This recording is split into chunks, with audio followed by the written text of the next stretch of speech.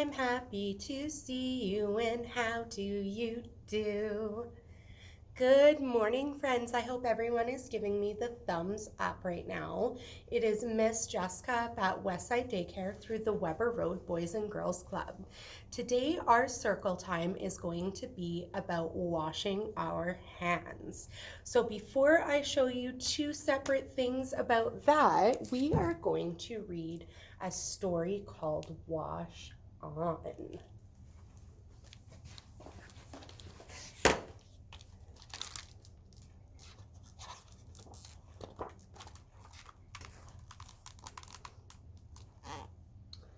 Mr. and Mrs. Gillis have two daughters, Babette and Petronilla. Babette is perfect, and Petronilla is Petronilla. She has a talent for chaos. Mr. Gillis is the dad, Mrs. Gillis is the mom, Babette the perfect sister, and this is little Petronilla. And right here they have the family dog. Do you guys have a family dog or pet?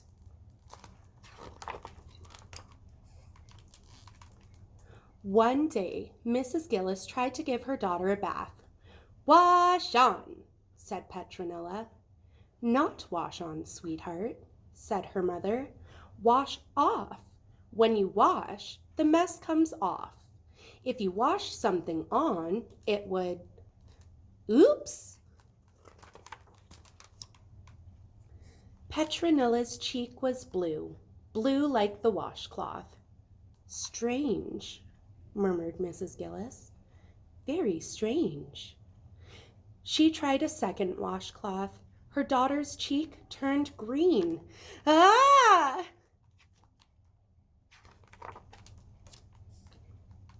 Babette and her father and the dog all came running. They found the bathroom splattered with splashes of color. "Wash on!" Petronilla crowed. Mrs. Gillis furrowed her eyebrows. "Petronilla, say wash off this instant!" "Wash on, wash on, wash on!" chanted Petronilla. After that, Petronilla, Babette, and Mr. Gillis touched everything they could find. Each time, the splotches of color transferred from one object to the other. Soon, the house looked like a kaleidoscope. Mrs. Gillis grumbled, but the others thought it was a delightful day.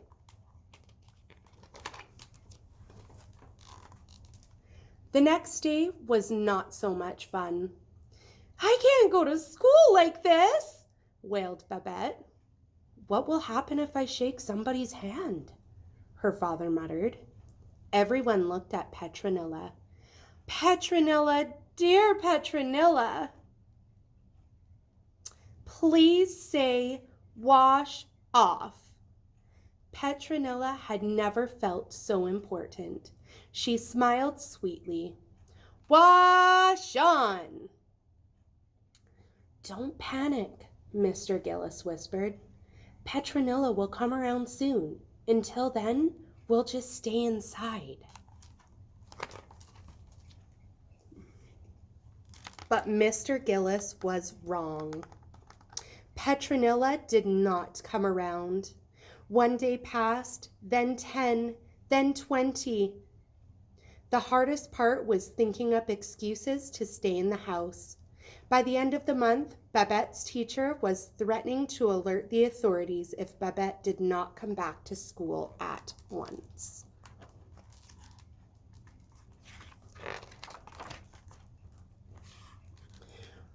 "For goodness sake, Petronilla," Mrs. Gillis groaned. "Say wash off. We can't exactly pretend we have the plague." "Wash on, wash on, wash on," sang Petronilla. "Desperate times call for desperate measures," Mrs. Gillis declared. "We're going to see a doctor.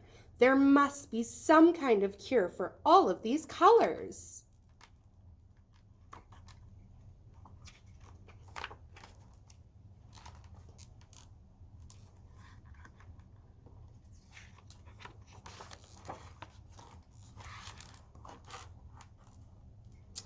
The doctor was flabbergasted by the explosion of colors. He tried to think of a name for the strange condition. You all have come down with acute coloritis. Nothing could stop coloritis. Coloritis invaded the street, the neighborhood, the town, the country, the continent, and the whole planet. It was more contagious than lice, the chicken pox, or the plague, but a lot more ridiculous as well. The problem was that no one could find anything among all those colors. At the Gillis house, for instance, it was hard to see the difference between the dog, or the flower vase, or the couch. Luckily, the dog was the only one that barked when it was time for dinner.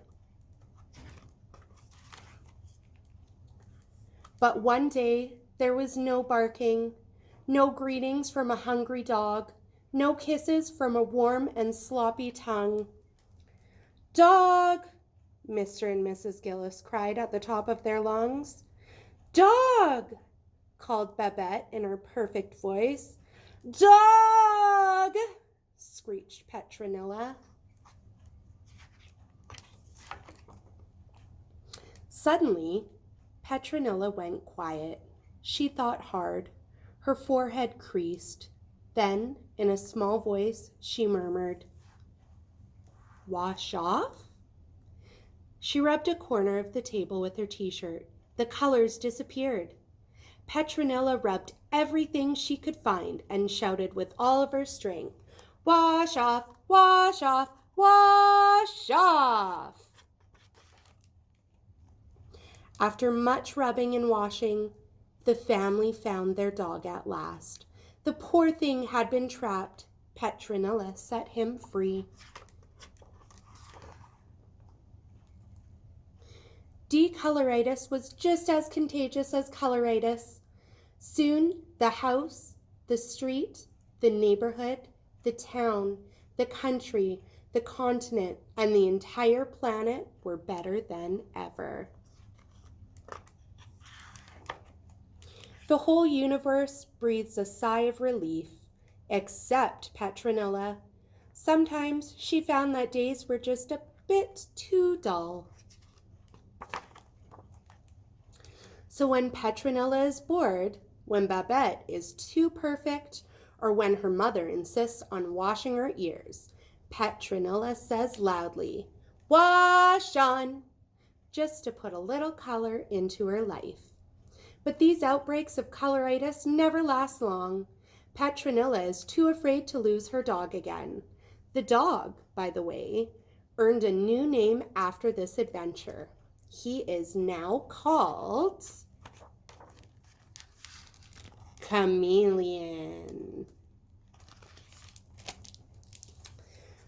All right, now we are going to do a glitter and glue hand washing experiment.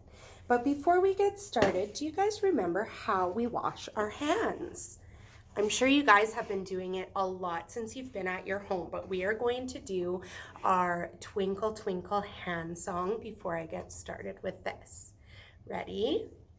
Twinkle, twinkle, little star, look how clean my two hands are. Soap and water, wash and scrub, get those germs off, rub-a-dub. Twinkle, twinkle, little star, look how clean my two hands are.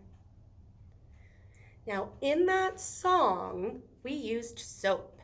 Is everyone using soap when they wash their hands? Excellent. Because I drew my hands on this piece of paper. On this hand, we are going to put glue on there. So this hand did not use soap when they washed their hands. But this one down here did. So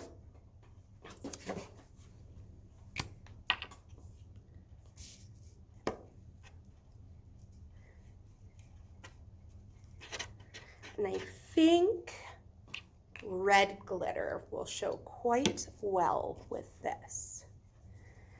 I'm just gonna sprinkle, sprinkle, sprinkle.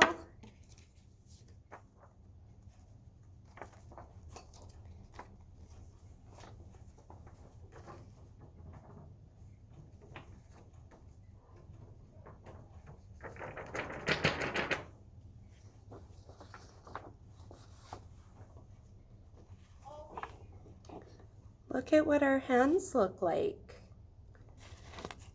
This hand used soap and water, and this hand only used water. Look at how many germs are still on this hand. That's why it's important we use soap and water. Now, there's this new experiment out that I have seen a lot of people doing. It's called fireworks in a jar. But I thought we could use it in a way that will help us understand washing our hands. So in here I have warm water.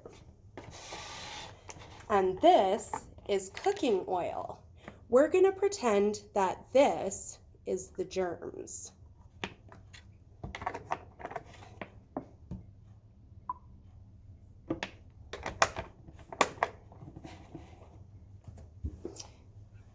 And we're gonna give this a stir. Do you guys see how the oil sitting on top of the water? See how it's bubbled there? Now we're gonna stir it and see what happens to the oil. Oh, that looks pretty, doesn't it? The oil, or the germs, is still separated from the water. We weren't able to mix these together because they are repelling each other. Now, we're going to add food coloring just so we can see the reaction a little bit when we add our soap. I think we'll do the color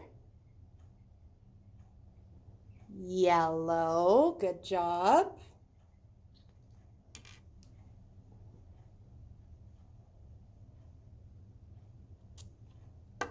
And the color blue. What color do you think yellow and blue make when you mix them together? Good guesses. I guess we'll find out once we add our Alka-Seltzer, which we are going to pretend is our soap. Oh, did you guys notice my beautiful nails? One of my young friends did them for me. All right, what do you guys think is going to happen when I drop this in? Well, let's find out. Oh, look at the colors mixing together. Did any of you guess the color green? Good one.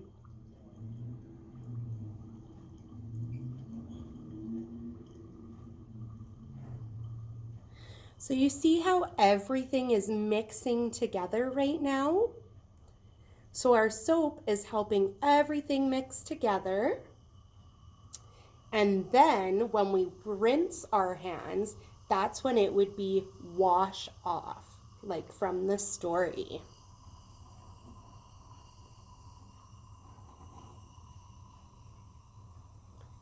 Pretty cool.